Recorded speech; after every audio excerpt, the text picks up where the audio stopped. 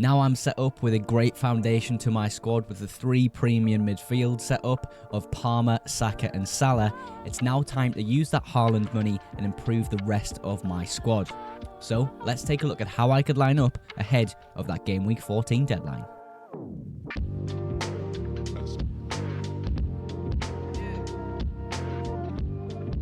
Starting things off with the defenders here, and as you can see, my defence is really weak at the moment. It's only the double Arsenal boys that I get really excited about playing every week.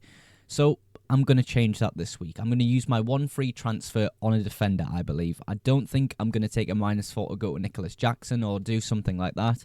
I feel as though improving my defence with a decent, good premium player that you have probably seen in the thumbnail is going to be the way forward. But let's go over who we have at the moment, and I'll show you on Fantasy Football Hub what my team's going to look like when I do inevitably make that transfer. So, double Arsenal defence. I said I get excited by playing them, and I think I'm starting to get more excited about Arsenal defence as we go through this good period of fixtures, because a goal and assist by Gabriel is absolutely fantastic. When Arsenal do concede, if Gabriel can get a headed goal, it just gives me that edge over Saliba owners and other Arsenal defence owners. Of course, I do own David Ryan last week. Well, I say last week, this weekend. Obviously conceding 2 against West Ham. Hasn't been amazing, but the save points allowed him to get 2 points at least. There's no problems with them. They're going to stay in the team for a long time.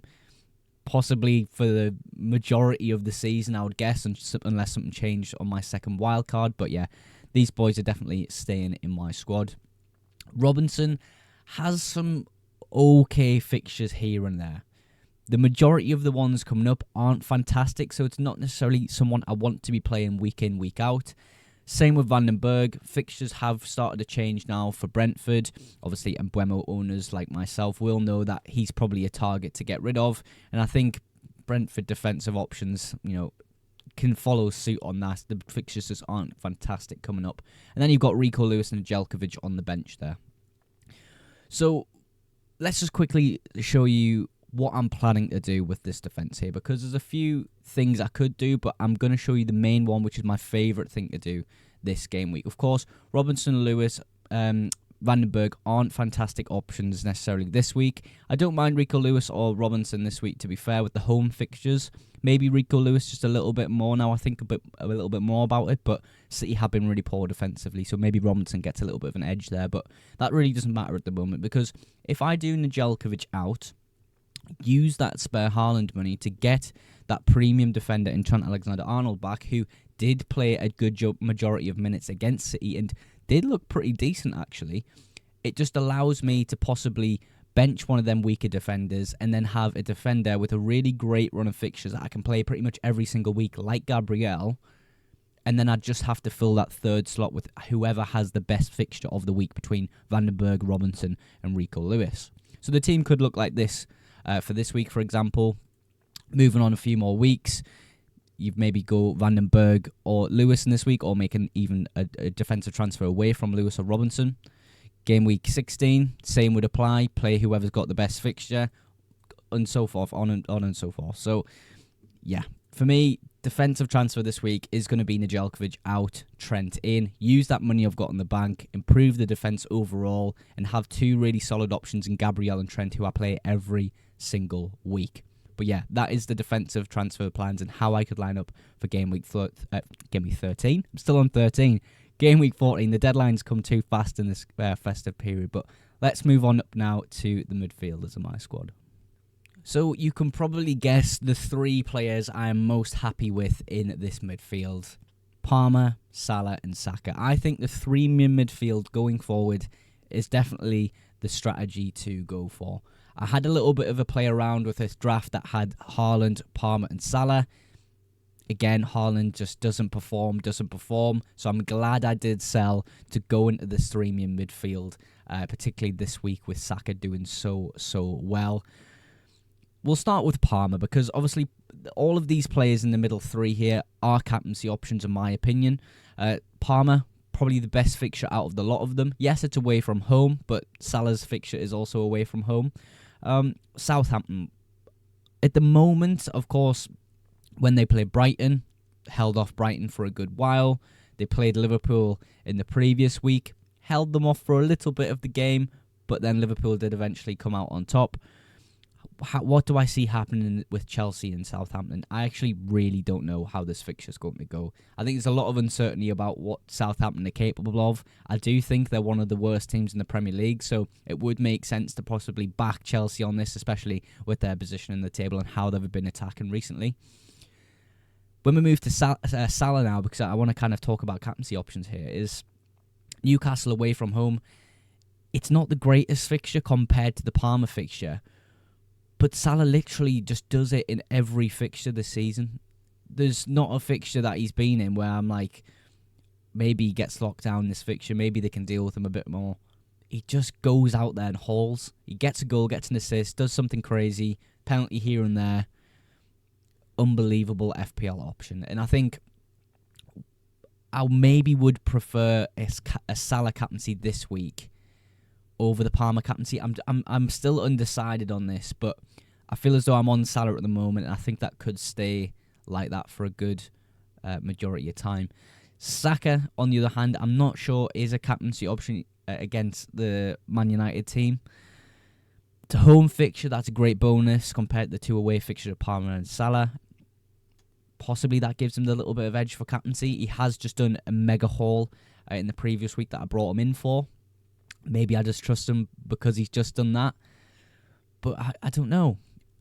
How are Amarin's side really getting on? Have they adapted fully to the system now? I don't particularly think so. I think there are some little bits of changes that are needed.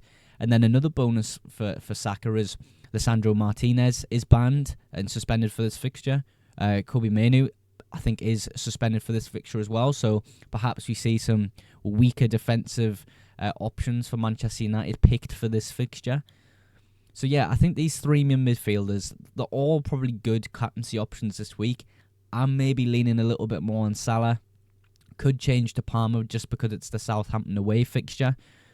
I'm just not too sure at the moment. But of course, when we talk about the three good midfielders, there are two bad midfielders on either side here, and Mbeumo and Morgan Rogers. I think it's more beneficial with my particular team to upgrade my bench, get Nedeljkovic to a playing player, have a bit more bench coverage for the future of my team, and then rather than transferring out on Mbeumo this week, because Mbeumo is going to play minutes. He's going to take penalties. Who knows if he moves back from being so far out wide to a little bit more central. Who knows when that's going to happen. It may not happen, but I feel as though upgrading the rest of my squad is going to be much more beneficial in the long term and short term than just trading Mbeumo for someone like Jared Bowen or a Semenyo. Morgan Rogers, on the other hand, he's got Southampton, I believe, next week. So I think I'm going to give him till that point. Villa just have been a little bit of a rut at the moment. They haven't been a fantastic attacking team. Early subs here and there for Rodgers as well. Things aren't looking great at that price point in terms of picks. We're kind of slowly dwindling down to maybe one or two that are definitely okay picks at the moment. I don't think Rodgers is really living up to that expectation. I feel as though Semenyo at that price point is probably my favourite midfielder at that price point. I feel like in the future weeks I will probably bring in Semenyo and get rid of Morgan Rogers. But yeah, that three-man midfield, really great. It is now about building the structure around them and getting cover on my bench ready for the up-and-coming fixtures, and I think that's what I'm going to do this game week.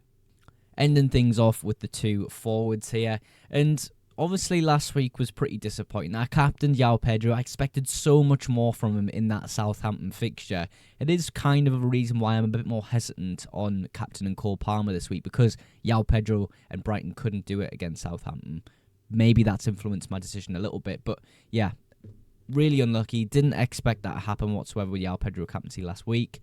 I wouldn't give him the captaincy armband this week. I'm not sure I'd give it to Matheus Cunha, although Man United have just done really well against an Everton side. So perhaps that comes into play a little bit, but I feel as though the other options in midfield are better captaincy options. Overall, though, for the midfield, for the forwards here, the fixture's good for a long period of time. Matheus Cunha kind of runs out in 4 weeks. João Pedro goes on for a number of weeks of good fixtures. So they're not problems at the moment at all. Now we have sort of an overview of the team.